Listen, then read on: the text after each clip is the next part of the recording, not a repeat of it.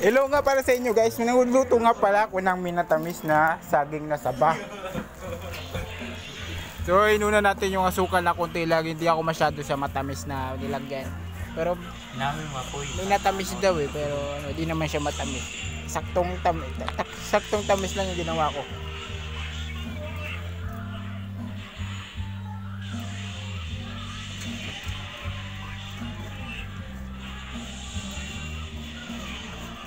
Hindi, mix ko lang siya hanggang matunaw yung asukal na nilagay natin.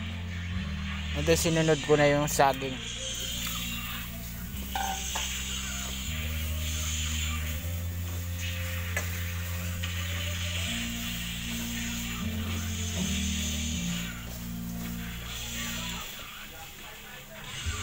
Hindi pa tapos siya mag-mix. Isunod na natin yung ano dyan. Tubig. Eh, binuhos ko ng tubig. Hindi na laluin natin.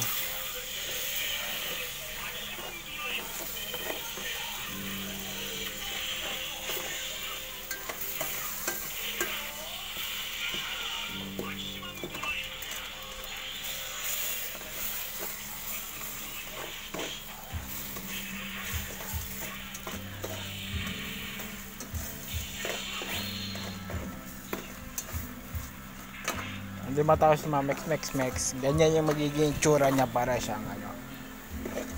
Ganyan. May natamis na saging. Hindi nagpa ako ng tubig para baka masobra ng tamis. Mahirap naman diabetes sa buto natin.